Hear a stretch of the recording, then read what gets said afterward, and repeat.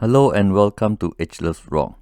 In this channel, megalithic fans get to see megalithic monuments from a different perspective. Today, we are going to continue exploring Ellora cave site, and I will go through cave 17 to 21 briefly. These caves are believed to be 1200 years to 1400 years old. It is believed that the Kalachuri dynasty was responsible for this construction. This short walk, about 100 meters, will open your mind to 5 caves we know very little. Cave 17 is without strong impression that makes you want to go in, but it has a decayed lingam. It was covered with 7 feet of earth before it was excavated in 1876. Do not underestimate Cave 17, which is dedicated to Shiva. There is a huge cavity hollowed out from the bedrock. There are 3 rows of 4 pillars before reaching the sanctum. This cave is about 35 meters or 15 feet long from the front stairs to back of sanctum. The badly eroded linga is puzzling to me. How can basalt rot? It is not exposed to rain or sun. It feels like a burst of energy caused the basalt to be easily eroded over a very long time. This is probably the evidence of a certain energy production went wrong and made this basalt decay.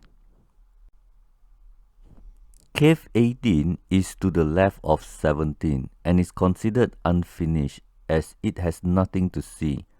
I wonder why it was left unfinished after hollowing out 55 feet by 67 feet.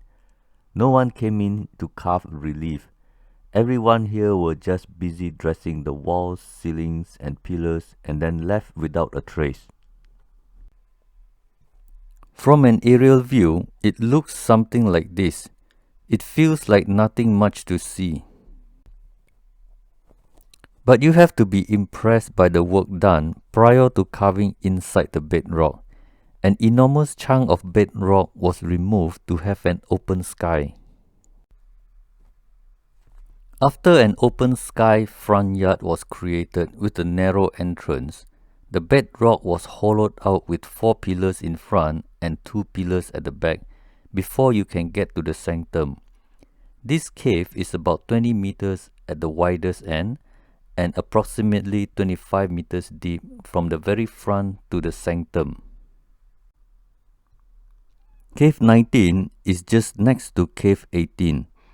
At a glance, it looks like something you want to give it a pass because it has a small opening that looks like a natural cave from a distance. It looks extremely plain from the outside. If you don't see the pillars on the inside, you might just walk away thinking it is just a hole without any carvings on the inside. The ceiling collapsed and needed repair. If it is not fenced off during your vacation, that means the repair is done. Cave 19 is actually very impressive on the inside. A large amount of bedrock was removed to hollow out for a hall and a sanctum, which you can circumambulate. You can assume it will be very dark walking behind the linga at noon on a sunny day because the opening is very small and the cave is very big. I am particularly interested in this cave because of this pillar in the yellow box. This unfinished state cannot be the result of chisels and hammers. The top line, as pointed by the yellow arrow, shows it was shaped with a tool like trowel and cement. The back of the pillar shows it was once soft like clay. Cave 20 is actually divided into 20A and 20B. Cave 20A has 4 large square pillars and is on lower ground, while Cave 20B has 2 large square pillars with cushion design on the top. From an aerial view, you can tell Cave 20A and 20B are not small projects. The width from Google Map is easily approximately 30 meters or 100 feet wide, but the depth is a bit deceptive. You have to start carving from the edge of the bedrock. That is approximately 25 meters or 80 feet deep just to get an open sky view front yard. Cave 20A is not only big on the inside, but there was an insane amount of bedrock removal work before ancient Hindus can get a linga in a shrine. The rectangular hole in the middle remains a mystery. It is assumed to be a platform for a pillar or a base for a bull Nandi. But if this is a Christian site like Lalibela, it would have been a baptismal pool. Moving on from Cave 20A to Cave 20B, which is at higher level, you just need to climb up the stairs carved out of the bedrock. I wonder why everything must be made of stone when everything they use on a daily basis is made of wood. Cave 20A and 20B have the unfinished appearance, and they look like there is a lot of work to be done on the outside. But actually, the inside had been hollowed out into an empty rectangular hole with nothing on the inside. So the front had been leveled, the inside was hollowed out, but there is no time for a few statues and relief. This is absolutely strange to me because the amount of work done to get to this point, and then ancient builders left no statues and reliefs or linga.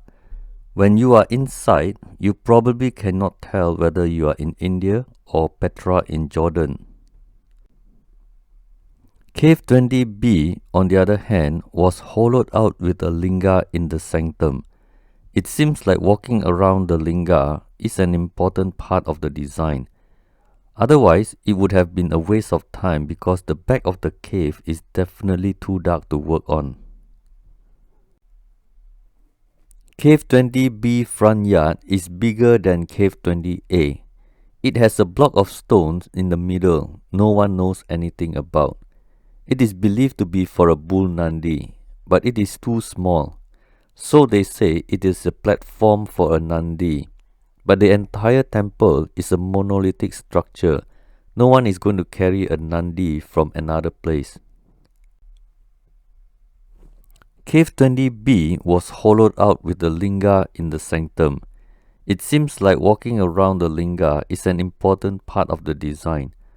Otherwise, it would have been a waste of time because the back of the cave is definitely too dark to work on. The cave is about 16 meters or 53 feet wide and 9 meters or 30 feet deep. The entrance to the shrine is flanked by two huge dwarapalas with small female attendants. It has a yoni with a broken linga. There are two large cells on the left and the right of the shrine. Cave number 21 is also called Rameshwara Cave. It is believed to be as old as 6th century. There is a large monolithic Nandi on a platform facing a linga in the sanctum across the mandapa. This is a much nicer cave with front yard floor neatly level. It has a linga that looks like a decaying mushroom. I wonder what is the story here. Linga is a sacred object where it is usually nicely polished when put on a yoni. Lingas do not erode in a sanctum. Unfinished linga would have chisel marks. None of the scenarios fit in. The bull Nandi outside is in front of the main hall, which is also known as Mahamandapa. It is about 30 meters or 100 feet wide. There are plenty of carvings at Cave 21. Here, you can see Durga slaying the demon bull. Most people overlook the most impossible task of this project. There is a triangular piece of bedrock that has to be removed prior to carving viharas and sanctums and vestibules. The area outside alone is about 12,500 square feet or 1,200 square meters. So you can imagine the volume of bedrock that disappeared. Well, that's all for now. I hope this will add on to your existing knowledge about Ellora caves and be aware that there is a very good chance someone else was here first. This is Bernie Ong signing out. Acha, Chatahen, goodbye.